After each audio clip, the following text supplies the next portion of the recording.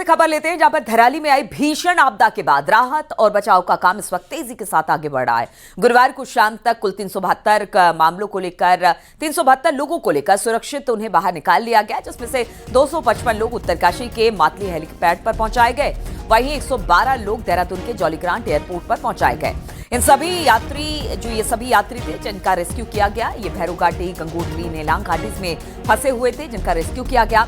आज फिर से हेली अभियान शुरू कर दिया गया है। मुख्य सचिव का कहना है कि गंगोत्री धाम से ज्यादा लोग निकाल लिए गए हैं। 255 लोगों को मातली हेलीपैड तक पहुंचाया गया। 372 लोग अब तक निकाले जा चुके हैं, जिसमें से बताया जा रहा है कि जो भैरू घाटी थी, गंगोत्री थी या नेलांग घाटी थी, जो लोग यहां पर फंसे हुए थे उनको निकालने का काम कर लिया गया है। कुल आंकड़ा 372 लोगों का है। आज कहा यह जा रहा है कि जब एक बार फिर से रेस्क्यू शुरू होगा, यानी कि देखिए मौसम आज अनुकूल है, साफ है, अब तक तो यही खबर मिल रही है, और ऐसे में कोशिश यही की जाएगी कि ज्यादा से ज्यादा लोगों का रेस्क्यू किया जा सके। जो लोग इस वक्त घायल हैं, जो लोग जिनको रसद पानी की जरूरत है, उन तक पहुंचाया जा सके। इसलिए चिनुक इस वक्त बेहद अहम भूमिका में दिखाई दे रहा है।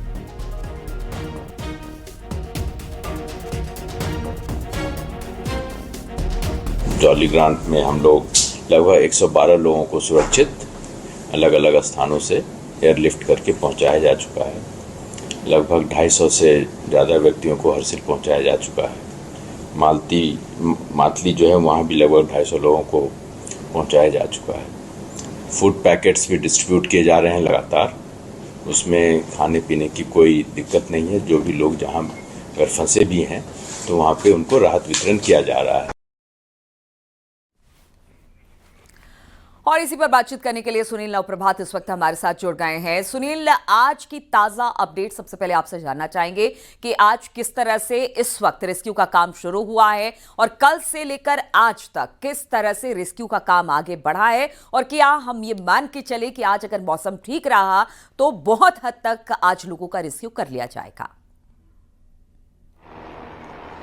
बिल्कुल नीलू, सबसे पहले मैं आपको दिखाऊंगा कि जो रेस्क्यू ऑपरेशन है वो अपनी तीव्र गति से जारी है।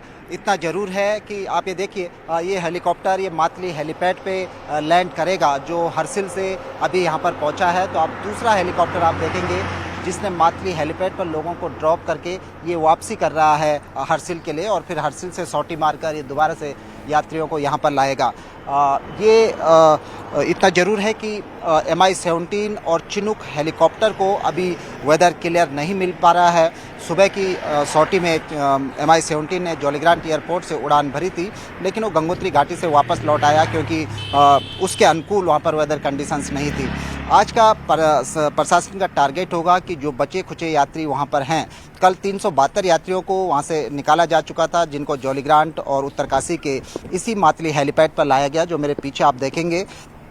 आज करीब 150 से 200 लोग अभी हरसिल कैंप में हैं, क्योंकि गंगोत्री, झाला, नेलोंग और इधर से जो भी यात्री जगह जगह फंसे हुए थे उनको हरसिल में लाया गया। हरसिल में आर्मी का हेलीपैड है, वहाँ पर उनको शिविर में रखा गया, और इसके बाद वहाँ से एक एक करके हेलीकॉप्टर के जरिए इन लोगों को मातली हेलीपैड पर लाया जा रहा है। आज दूसरी कोशिश प्रशासन की होगी कि यदि मौसम क्लियर मिलता है चिनुक के लिए, तो आज जो जनरेटर है वो वहाँ पर पहुँचाने की कोशिश की जाएगी, क्योंकि हरसिल और धराली में विद्युत आपूर्ति पूरी तरह से ठप है, मोबाइल कनेक्टिविटी पूरी तरह से ठप है।